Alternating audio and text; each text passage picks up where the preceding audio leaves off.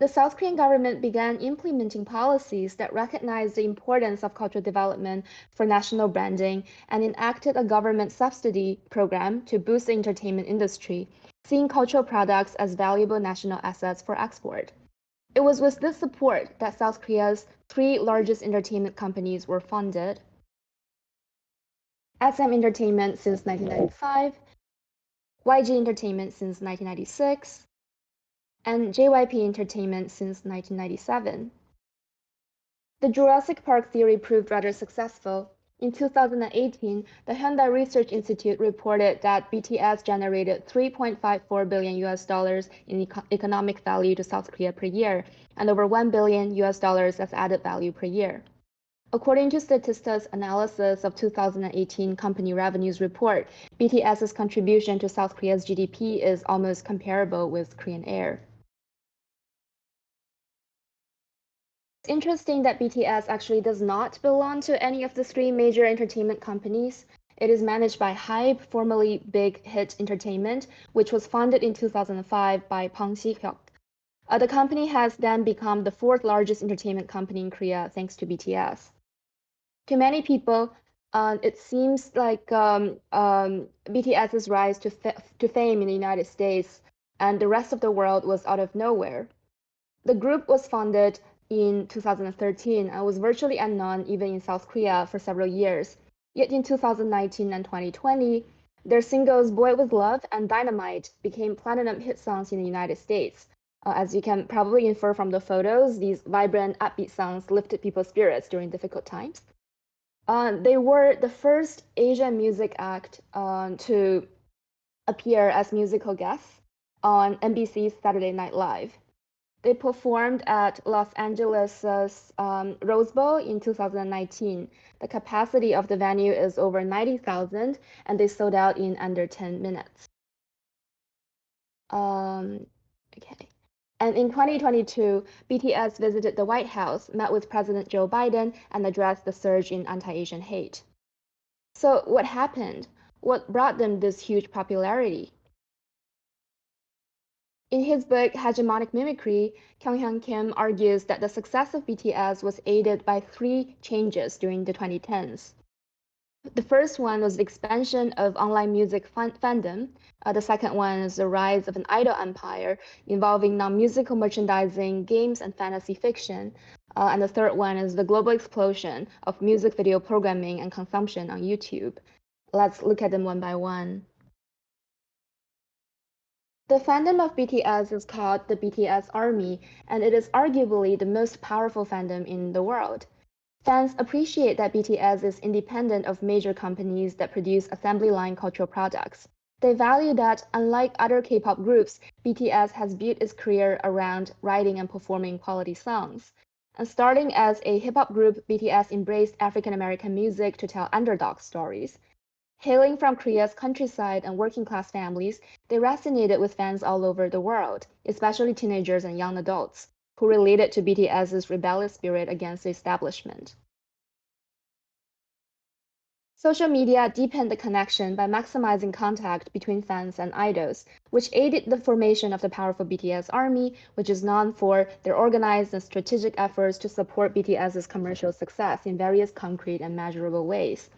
Such as organizing bulk purchases to boost the group's physical and digital sales, hosting stream parties to reach a specific viewership goal within the first 24 hours of a release, figuring out how to optimize streaming algorithms and social media tactics to increase reach and virality, etc., etc. The fans do these with strong belief or conviction, as winning for BTS makes themselves feel like winners too.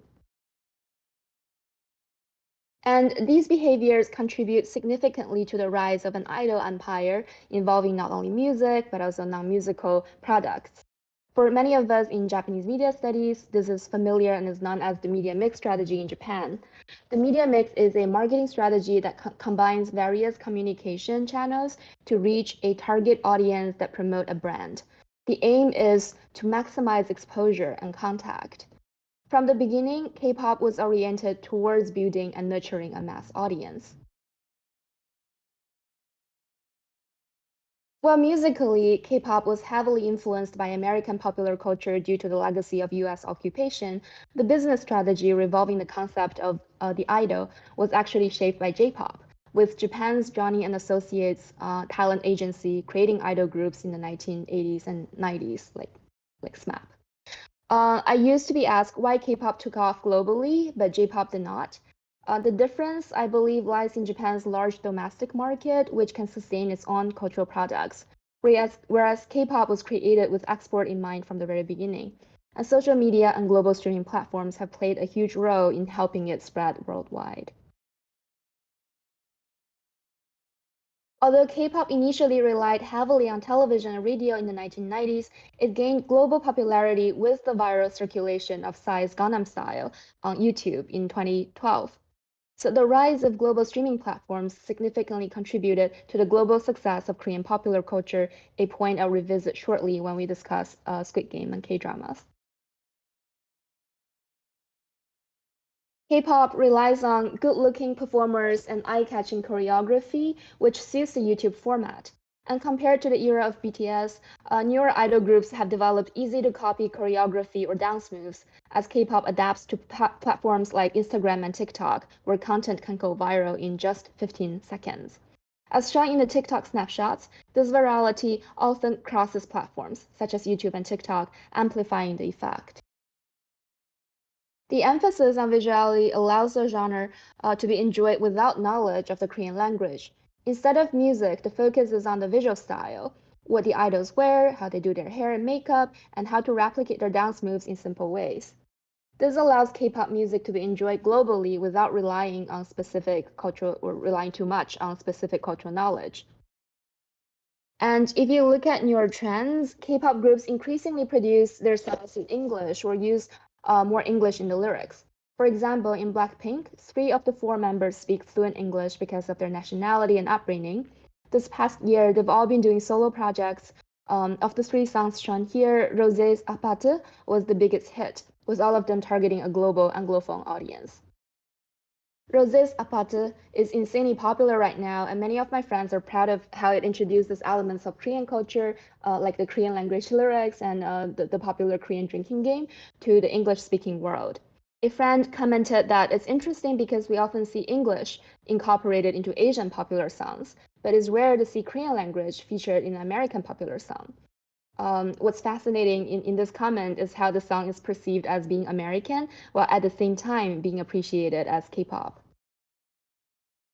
So this brings us to the question of the local and the global in the era of global streaming platforms, which leads perfectly into the next section on K-dramas. There has been a lot of research on how Netflix, a global subscription video on demand service, shapes the global reception of Korean content. As observed by Hallyu study scholars Sojong Park and Seokyoung Hong, Netflix entered South Korea in 2016 and has highlighted Korean content, reinforcing South Korea's status as a cultural powerhouse in East Asia since the rise of Hallyu or the Korean wave during the early 1990s. In 2009, Netflix began releasing Netflix Korean originals, starting with Kingdom in 2019, a zombie thriller that gained global acclaim. Hits like Squid Game in 2021 and All of Us Are Dead in 2022 have since topped worldwide Netflix rankings, highlighting the commercial appeal of K-content. Among these shows, Squid Game's unprecedented success particularly reflects and amplifies the global embrace of South Korean popular culture. Squid Game poses a haunting question: how much is your life worth in monetary terms? In the show, 455 players compete for a staggering prize of 45.6 billion won. Broken down, each player represents 100 million won, roughly 75,000 US dollars per life. In the first episode, the audience follows the backstory of the protagonist Song Ji-hoon, a debt-ridden gambling addict who had lost custody of his daughter. Desperate to redeem himself and cover his mother's medical expenses, Ji-hoon finds himself lured into a lethal series of seemingly innocent children's games. The show's brilliance lies in its intoxicating contrast, the innocence of children's games juxtaposed with the brutal, cutthroat competition for survival. It is this chilling blend of simplicity and savagery that keeps the audience captivated. As many audience members have observed, the show feels absurd, yet it strikes uncomfortably close to reality. The 9-episode Korean language series became a global sensation immediately upon its premiere on Netflix in September 2021. As of the time of this presentation, Squid Game remains Netflix's most popular show of all time, both in terms of hours viewed during its first 28 days of release and its all-time total view count. It is also the first non-English TV series to be nominated and win the Primetime Emmy Awards. Such popularity and critical acclaim in the Anglophone world had been unprecedented for a non-English series. The show was also viral on social media, with #SquidGame trending globally and fueling fan engagement across platforms. Its influence also spilled into the real world, sparking creativity across industries. Themed cafes opened up in cities like Paris and Chengdu, offering fans immersive experiences. Prop replicas of the iconic massive robot doll appeared in public spaces from Manila to Sydney, drawing crowds and social media attention. Gaming communities were quick to join in. When Minecraft livestream brought together 200 participants to reimagine the series' deadly games in a virtual format. Companies like Immersive Gamebox capitalized on the frenzy, hosting hour-long Squid Game adventures in locations across the US, UK, Germany, and the UAE. Just 10 days ago this month, Paris hosted a massive Squid Game event, further demonstrating the show's enduring relevance. Whether through themed experiences, viral trends, or critical acclaim, Squid Game has transcended its role as a TV series to become a truly global cultural phenomenon. The questions often arise, why is Squid Game so successful? How can a small country like South Korea produce cultural content that captivates the whole world? Well, this framing can feel reductive, perhaps even tinged with racial bias. It's also a question producers of Squid Game have always been asked repeatedly. So Min Young Kim, Netflix's VP of content for the Asia Pacific region since 2021, comments that the show is, quote, perfect evidence that our international strategy has been right, end quote, when she was invited by the Hollywood Reporter to explain Squid Game's global appeal. During the interview, Kim attributes the show's success to 5 key elements. First, the popularity of the survival game genre among global audiences. Second, the cultural authenticity and relative simplicity of the games. Third, the art, especially the mise-en-scène and the music enabled by big budgets. Fourth, the memorable, memeable moments to drive conversations. And fifth, an overarching message on the universality of social injustice conveyed in an entertaining way. Well, debates continue regarding the claims of cultural authenticity and universality against the backdrop of uneven globalization. There is no doubt that Squid Game is cinematically well crafted.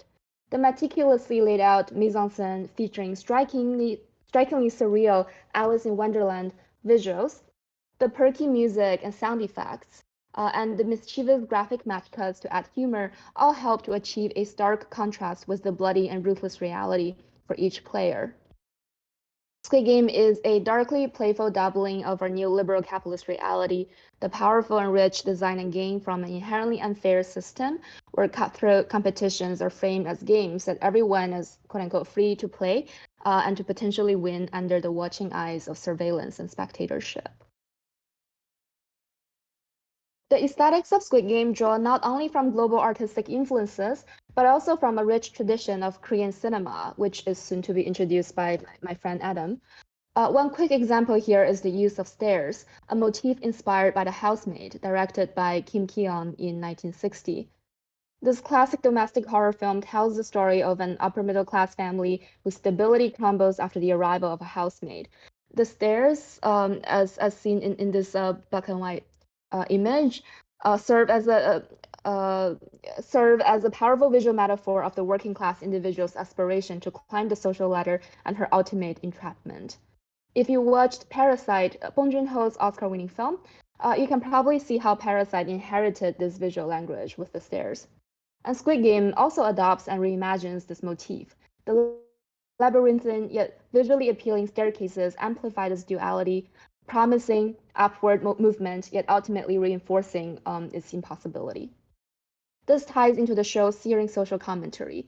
It confronts the harsh realities of modern inequality. Without access to intergenerational wealth, the old mantra, work hard and you'll make it, no longer holds true for many.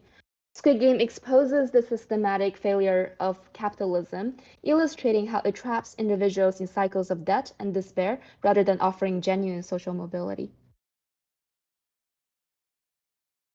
I argue that the profound social commentary embedded in Squid Game signals the emergence of a new era in K-drama production, what I call K-drama 2.0. This shift, taking root in our own decade of the 2020s, marks a departure from the genre's previous focus on romance, family, and melodrama, towards a sharper engagement with systemic critiques and global issues. The previous generation of K-dramas, which gained immense popularity in neighboring countries such as China and Japan during the 2000s, was characterized by its focus on melodrama and romantic storytelling. These dramas often featured beautiful protagonists, emotionally charged love stories, and predictable tropes like car accidents, terminal illnesses, and amnesia. However, this earlier wave of K-drama stands in stark contrast to the socially incisive narratives now driving the K-drama 2.0 era. The current wave of Korean dramas takes a bold approach addressing pressing global concerns such as inequality, disasters and crises, and the sustainability or unsustainability of capitalism. This evolution reflects both the growing sophistication of Korean storytelling and its deliberate positioning within a global media landscape. So, what contributed to this change? Professor Yeli Kim argues that several factors played a crucial role. The first is the global reach of platforms like Netflix, revolutionizing the way content is consumed, transcending regional boundaries. Netflix's entry into the South Korean market in 2016 further accelerated this kind of transformation. The second factor is the expansion of film aesthetics into TV dramas, with TV dramas now embracing the sophisticated cinematography and visual storytelling once reserved for cinema. High-quality cinematography has become a trending characteristic of global TV productions, with Korean dramas now joining the ranks of visually stunning shows that appeal to international audiences. So, Squid Game soundtrack was composed by Chun Chae-yeol, who's like the same musician for Parasite. And it was the first time for him to compose for TV series, which really shows kind of this like migration of the aesthetics from the big screen to the small screen. After the international success of Parasite, Netflix harnessed the global image of South Korean cinema, describing it as funny, political, and bone-crunchingly violent, helping position Korean content as edgy and relevant on the world stage. And then the last factor that Professor Kim mentioned was this South Korea's unconventional national branding. So South Korea has adopted an industry-focused national branding strategy with complete support, eager to promote its domestic cultural industries. Rather than controlling the images or content it produces, the country has embraced a more open approach, allowing creators to explore and present their narratives freely. These factors give a solid ground for Korean drama 2.0 to become both political satire and social commentary. However, it is also ironic that an anti-capitalist show like Squid Game has generated almost $1 billion for Netflix. In the K-pop section, we talked about how Jurassic Park almost doubled its profit compared to its initial investment. In contrast, Squid Game multiplied its investment by 42 times. The sheer scale of its financial success underscores the paradox. It is the same system that the show critiques that enabled it to flourish. As Korean studies scholar David O points out, for the sake of smooth circulation, something gets lost in translation and cultural understanding becomes flat in the transnational reception of Squid Game. For example, the Korean name of the first game does not translate to red light, green light, but is rather based on the phrase "the rose of Sharon has bloomed." With Rose of Sharon being South Korea's national flower, the name implies the Korean nation as a site of hopelessness and death. Another example is that the fifth episode of Squid Game also contains a brief scene of a labor strike met with brutal repression. This scene refers to the historic Sanyang Motor Strike in 2009, which is among the fiercest workers' struggle South Korea has witnessed in almost 2 decades. So, despite Squid Game's success being widely seen as another example of Bong Joon-ho's idea that, quote, essentially we all live in the same country called capitalism, end quote, scholar Raymond Ra questions Squid Game's complicity in aiding U.S. viewers' ahistorical consumption, displacing South Korea's regional problems under U.S. imperialism to universal class struggle. And as I have argued elsewhere, the smooth transmission of flattening content and the blurring of all sorts of boundaries are some defining features of our age of platform cosmopolitanism, which goes hand in hand with neoliberal imaginations of global connectivity, free-flowing capital, and a cosmopolitan identity that hinges upon the feeling of relatability. A non-English title's global success, Squid Game as a prime example, depends on how well it reduces cultural barriers to appeal to an international audience.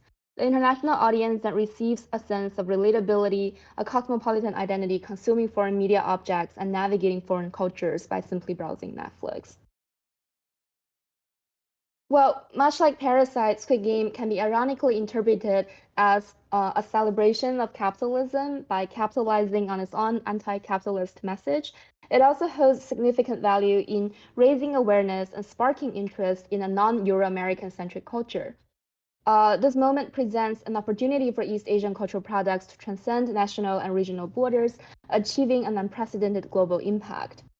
And with that, I'd like to hand the floor to my friend Adam, who will delve deeper into the world of Korean cinema and Korean literature. Let me try, let me figure out.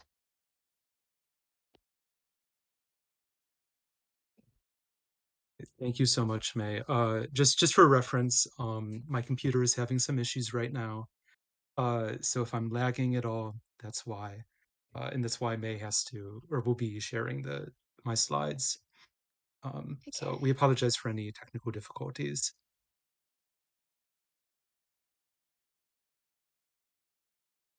Thank you. So uh, I think for most of us, when we think of a film, a representative example of Korean cinema, our minds go straight to Parasite, and for good reason. Parasite is not only the first to win an Oscar, but is the first foreign film to win the Best Picture Oscar, period. But Parasite didn't just come out of nowhere, and it is through what its success means for Korean cinema internationally, as well as and American cinema at the Oscars moving forward. Next slide, please. So, when we talk about Korean cinema, what are we talking about? Unlike K-pop and or Korean drama or K-dramas, Korean cinema is a bit broader in scope simply due to the history behind it. Korean cinema first got its start in the early 1900s during the colonial era, a solid 30 or 40 years before the Korean War in the early 1950s.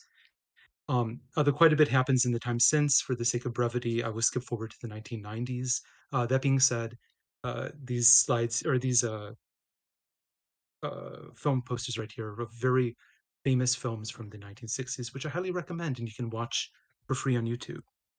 Um, During the late 90s, as with the areas of television and music, government support of culture as an export led to a focus on Korean cinema. Government started to provide more funding to film schools and departments, supporting up and coming directors and actors. Government support was also seen in the founding of new film festivals, intending to connect members of the Korean film industry with foreign filmmakers, as well as to raise the profile of Korean cinema internationally. In the late 1990s sees a new type of Korean cinema, the very creatively named Korean New Cinema. This genre features massive blockbusters and genre films like horror, science fiction, and fantasy, breathe new life into the Korean film industry. New Korean cinema is where we start to see the growth of the popularity of Korean films internationally.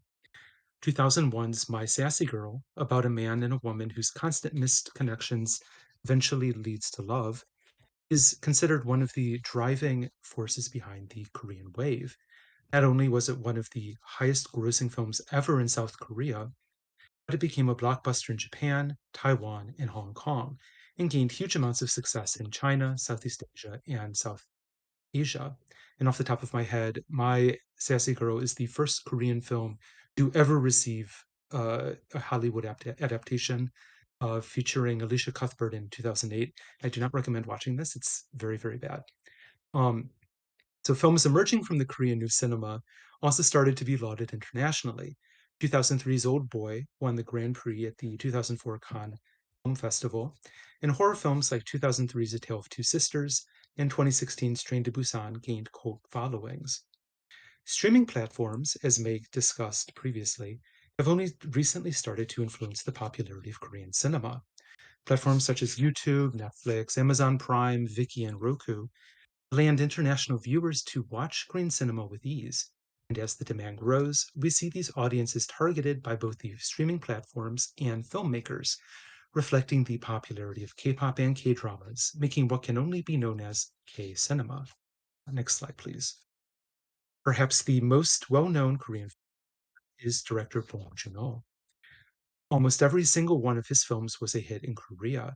They have all been very well regarded among cinephiles globally. At various points, I have seen people who otherwise know very little about Korean or Korean cinema talk about 2003's Memories of Murder, 2006's The Host, or 2009's Mother. What Bong did so well so early in his career is that he made engrossing genre films that touched on significant cultural issues. For example, Memories of Murder was a thriller mystery based on the true story of the murder of seven boys in the 1980s, whereas The Host is a science fiction film where a man tries to save his daughter from a river monster that was created by toxic waste. Uh, Next slide, please. In the 2010s, Bong shifted his filmmaking from focusing exclusively on films for domestic audiences to making films accessible to those outside of the country. This is unique compared to most of his colleagues, who largely continue to focus on the domestic Korean audience even today. Snowpiercer from 2013 is an English language science fiction film about climate change featuring a cast made up of almost entirely actors. Similarly, 2017's Okja is a fiction fantasy made for Netflix film with a cast evenly split between Koreans and foreigners, where a young girl works to rescue her pet pig from becoming mistreated by the meat industry. All of Bong's films appeared at international film festivals, including Cannes, indicating a deliberate push towards international audiences. Next slide, please. With this background in mind, I'll turn to Parasite. Released in 2019, Parasite, a film about a poor family who infiltrate the life of a wealthy family, got really big really fast, sweeping pretty much every Western award show that year. So, how did it get so big?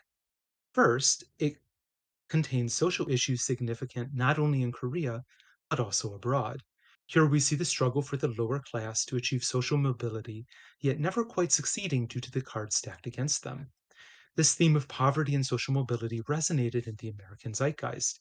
In 2019 and early 2020, the US was suffering from economic issues that made the topic particularly relevant at the time, as well as today for the matter. Second, though the film is originally intended for domestic audiences, it makes interesting use of the English language and Western imagery. For example, the reason the poor family manages to get inside the rich family's house is through the son's knowledge of English, which he uses as a commodity.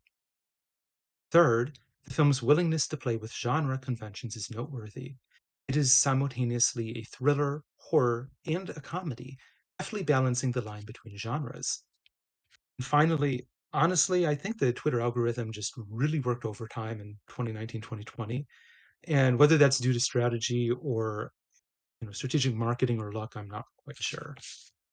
Next slide, please. So, what does it mean that Parasite won Best Picture at the Academy Awards? Well, there are a few ways we approach this question. First, let's consider foreign language films in the Best Picture category at the Academy Awards.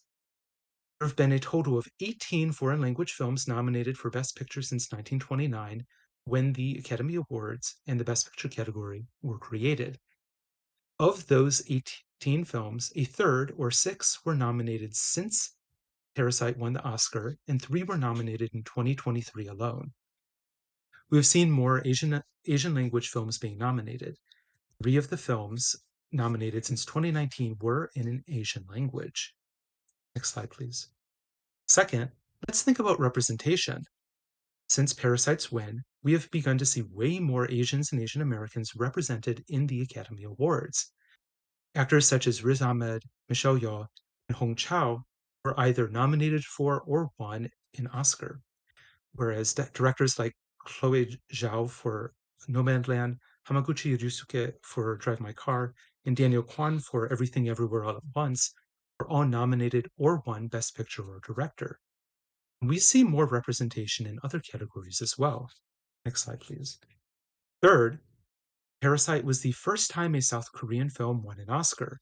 This was a big, big deal. Not only did it really seem to validate that the last few decades of Korean government policies regarding the export of Korean cultural products, such as cinema, was successful, but it validated the South Korean film industry as a whole on the world stage. Though some Korean films won awards at other film festivals internationally or award shows previously, none had reached as high of a peak as Parasite.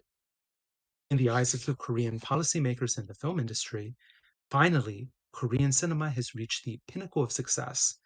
Parasite showed that decades of government financial support and pushing of soft power can lead to a form of global success that the country has been waiting for so long. Next slide, please. To wrap this section up, I want to turn to the present and future of Korean cinema on the world stage.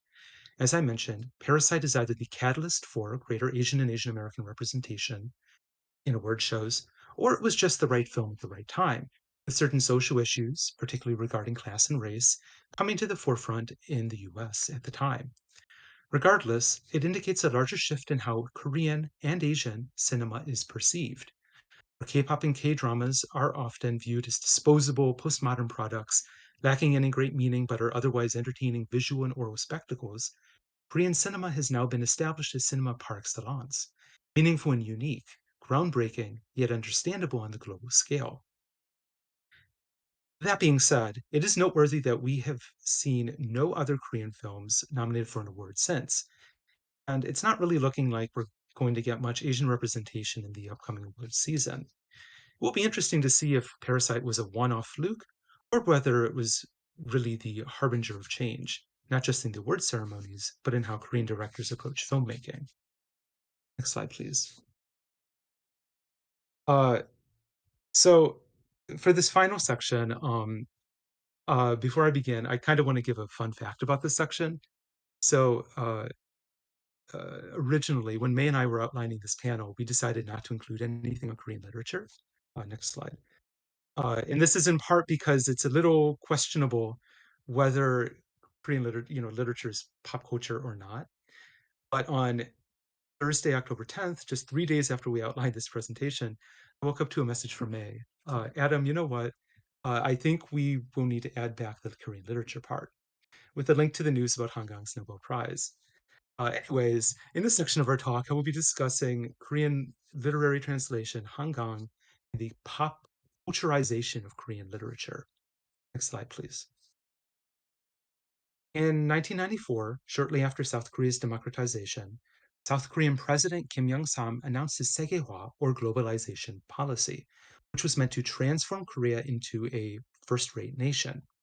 In the following years, the country invested heavily in the promotion of culture and the arts as symbols of its newly developed democratic status. Though Segehwa was largely unpopular at the beginning, the rhetoric of Segehwa, using Korea to indicate a globalization with Korean characteristics, took root in the culture as an indication of societal advancement. By the early 2000s, Korean pop music, television dramas, and films, as we have discussed thus far, were already desirable commodities across East and Southeast Asia, having been supported by state investment in the export of Korean popular culture. As the government supported the creative industries through favorable tax breaks and grants, the key concern for policymakers in the late 90s and early 2000s was to transform the Korean wave into a sustainable source of income. Soon, this came to be seen as Jenny Medina Wong states, as a way to engage with younger overseas audiences. Next slide, please. So, how does Korean literature come into play? Well, it follows a somewhat different path from these other cultural products. Starting as early as the 1980s, it was marketed overseas as a form of media that exists above so called crass commercialization. That is, it was meant to establish Korean literature as high culture. Early translations focused on disseminating the established national literary canon, which are not necessarily works that are of interest to people outside of Korea. And here I'm talking about literature with a capital L, right? Like literary realist texts that are immersed in a very specific socio-historical context and talking about a very specific Korean issues. Or in other words, works that you would find in the fiction aisles of Barnes and Noble. Next slide, please. Uh, we see this focus on Korean literature as high culture reflected in the 2005 founding of the Korean Literary Institute, Translation Institute, or KOTI, a government agency. The Institute's goal was to globalize national literature, a tricky task. The Institute, along with several other organizations, provided financial support for translators, authors, and publishers through grants and prizes, and developed educational and training programs, with the goal of making local Korean literature a recognizable world literature. The authors and works were translated into languages with the most powerful readership, including English, French, Japanese, Chinese, and German, and were meant to become representatives of a global Korean high culture as opposed to popular culture. Next slide, please. And things start to change in the 2010s, around when Korean pop culture started to get big in the US.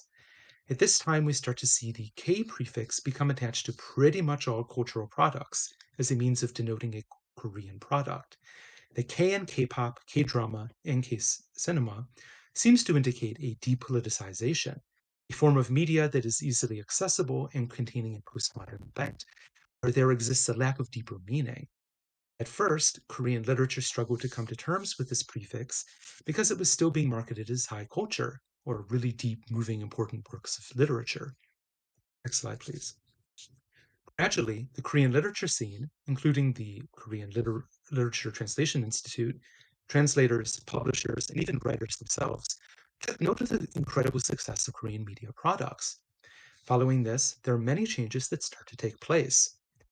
First, there has been a shift in the types of books being written. Korean literature lacks many of the genres we're familiar with here in the US or in the West, but in the last few years, genres like fantasy and science fiction have become big enough to warrant dedicated sections in bookstores. Before this, they were largely self published or released online as web novels. Second, there's been a shift in the types of texts being translated. No longer are the only stories or books available in English incredibly dense, dated, or culture specific, but now they are accessible, easily categorized into recognizable genres such as thriller, mystery, and science fiction, and featuring themes and issues that push the boundaries even as we understand them in the West. One example includes the bestseller Love in the Big City by Park Sang-young, translated by Anton Her, which is about an HIV positive gay man and his relationships with his friends, partners, and family. Third, there's a shift in who is doing the translating. The previous generation of translators tended to be established professors or people whose interest in Korea came out of their time in the Peace Corps some decades earlier. The new generation tends to be young second or third generation Korean Americans or foreigners who gained interest in Korea through Korean popular culture. These translators, including Sora Kim Russell, Anton Her, and Victoria Caudle, just to name a few, tend to be more aware of what topics are more marketable among young people and thus focus on works that are queer, feminist, or by or about social minorities. Fourth, we see a change in how translation is done. There are a few modes of thought regarding the act of translation, including should the translator focus on translating the text directly, which leads to a precise one-to-one transference of meaning, but might end up sounding clumsy or unnatural in English? Or should the translator translate indirectly, focusing on retaining the feel of the text while allowing for some degree of freedom and precision? For the older generation of translators focused on direct translation, the new generation tends a bit closer to indirect translation, towing the line between precision and feel. So basically, translators and writers of Korean literature have been facing a struggle in recent years. Should Korean literature stick to its guns and focus on being high culture, that is, not part of popular culture? Or should it focus or follow the example of the rest of Korean media and be reframed as popular culture, thereby requiring new forms of literature, new types of translators, and new methods of translation? Next slide, please. The case of Hangang, her literature, and her recent Nobel Prize win reflects this ongoing struggle. Hangang debuted as a fiction writer in 1994 and found almost immediate success. Today, she is the first Asian woman, first South Korean, and 18th woman to receive the Nobel Prize, and she's only 53. This is a surprisingly young age for a prize that tends to be given to writers in who are later in their careers than Hangang. At the moment, she has 4 books that have been translated into English: The Vegetarian, Human Acts, The White Book, and Greek Lessons. A fifth, We Do Not Part, will be released in January. Next slide, please. Anna Korean Palm, a member of the Nobel Committee for Literature, said that readers unfamiliar with uh, Han's work should begin with Human Acts, a brutal novel following the violent events of the May 1980 Gwangju Uprising and Massacre, a pivotal event in modern South Korea. Uh, this indicates that perhaps the path for global success is to produce high culture or culture specific texts. That being said, Hong Kong never would have won the prize if her works hadn't been translated to English, a direct result of the Korean wave. Next slide, please. In the end, I would argue that in the last few decades, Korean high and pop culture have merged to create new forms of literature. And this, as well as the evolution of education and the growth of the Korean wave, is likely the reason why Han Kang won the Nobel Prize. Her success reflects the tensions at play in the Korean literary scene today and has the potential to greatly impact the future of Korean literature and translation. Whether Hangang is the catalyst sparking a new commodified form of K literature or the mother of a new generation of Korean high culture is uncertain, but it will be interesting to see what comes of it. Next slide, please. So, to conclude our talk, I want to return to the title of our presentation: The Rise of Korean Popular Culture in the United States. As we've discussed so far, there are any number of factors that feed into this growing popularity, and I will touch upon a few of them here before bringing our presentation to a close. Next slide, please. First, in recent years, we have seen incredible international growth of streaming platforms, including Netflix, YouTube, and Spotify, to say nothing of TikTok. Never before has it been so easy to access media from around the world. When we take into account South Korea's intense focus on developing soft power through the commodification of cultural products, and the country's status as being one of the most digitally connected countries in the world since the early 1990s, the success of Korean popular culture in the US is easy to understand. Next slide, please. Second, as with the growth of streaming platforms, in recent years we have seen incredible growth of social media platforms. From MySpace to Facebook to Instagram to TikTok to Discord to Blue Sky and beyond, the rise of social media has made it easier than ever to share your interests with others. I can connect Spotify to Discord and share the fact that I'm listening to the new Le Seraphim song with all my friends. Or I can go on Instagram and repost a scene from Squid Game or a photo of my bias. Or I can go on Blue Sky and interact with all of the totally not problematic K-pop stands out there.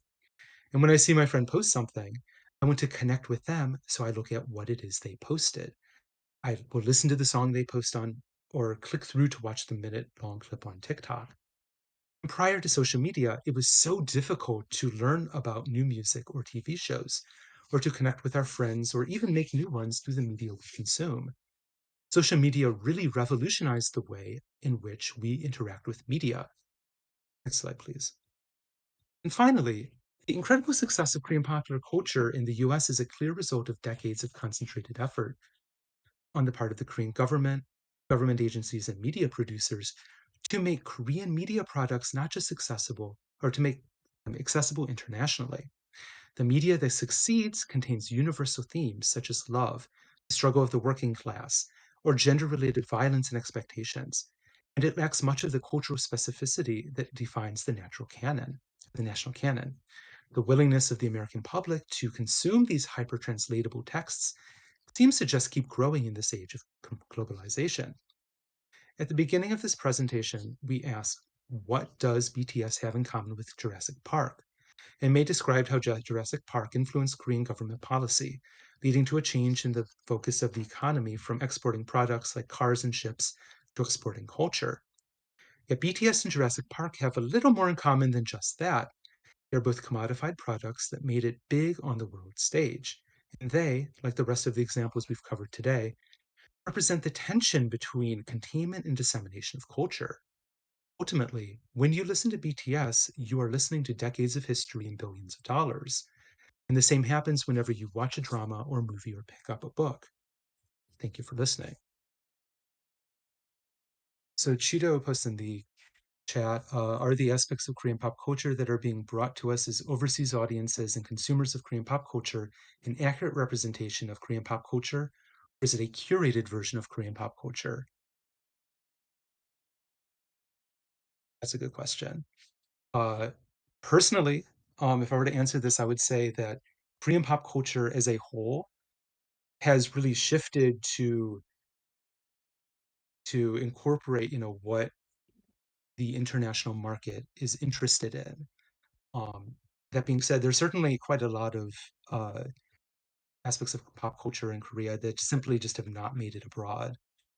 Um, like quite a few of the K-pop groups that we see that are so popular internationally, they're basically like nobodies in Korea. Like no one actually really pays attention to them, or it's a very narrow group of society who would be paying attention to them.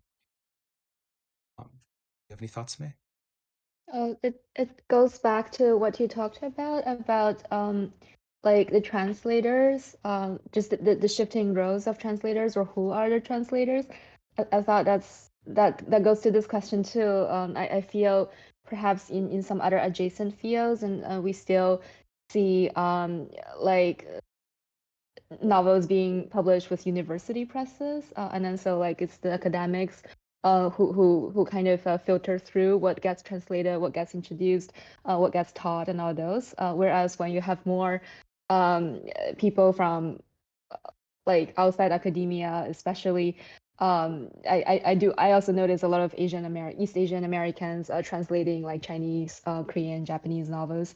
It feels a little bit more democratized, just in terms of what is brought to us overseas. Yeah, so I don't know. I just feel that the translators in terms of literature probably will have power over what we see here in terms of curation. Whereas for dramas, it's probably Netflix. For cinema, it's probably kind of like these global recognition mechanisms that's at work here.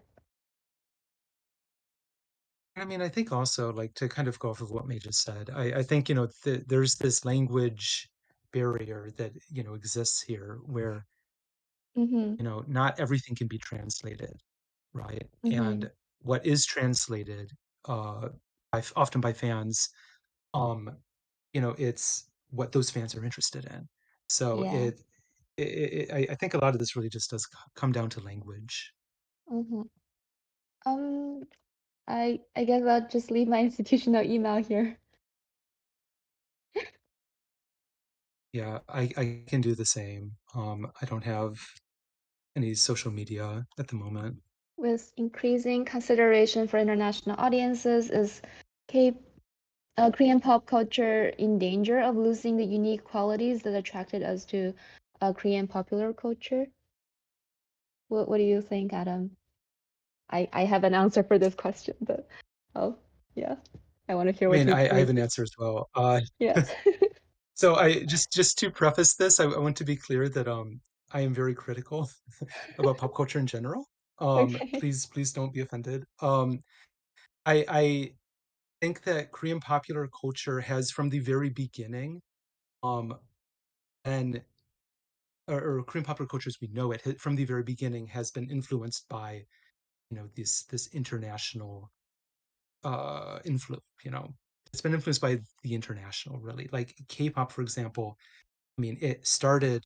I'm not going to go into the whole history here, but it started in like the 1950s, and it was influenced by you know American troops who were based in Korea during the Korean War, right? And then Mhm, this kind of sparked this modernization of Korean music and this kind of development of Korean popular music, right? And then when we see pop music like K-pop itself in the 1990s, it is a direct response to this globalization, right? Like this access of Western music through the internet, right? Like the Sateji and the Boys is considered the first like modern K-pop group, right? And they were heavily, heavily influenced by hip hop and rap culture. So I think from the very beginning, Korean pop culture has been influenced by the international.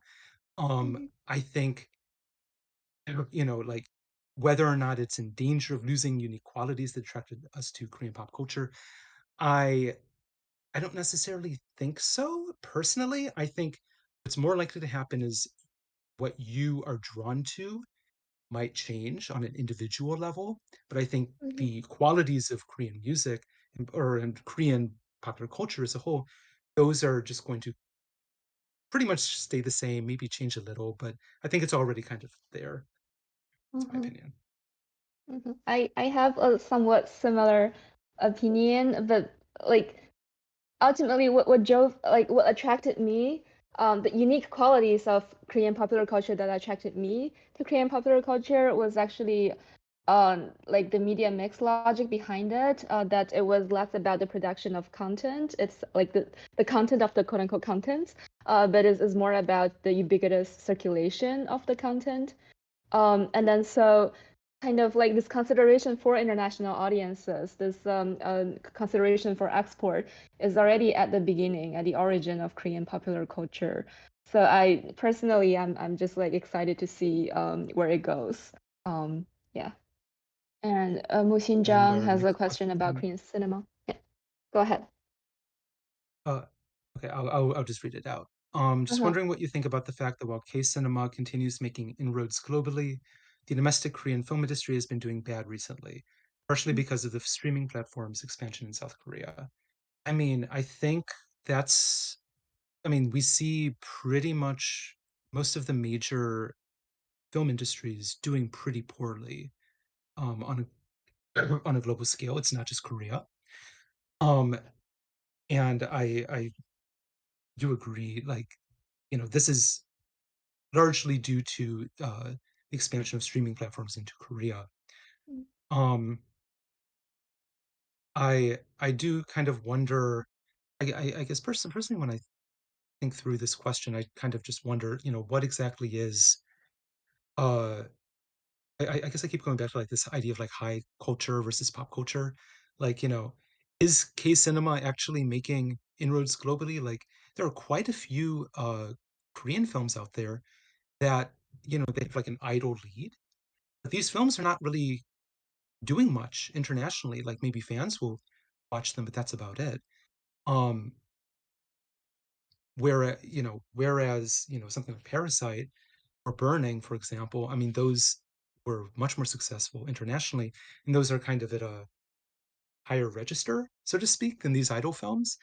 I don't know. This is a good question, and it's something to kind of think on moving Mhm. forward.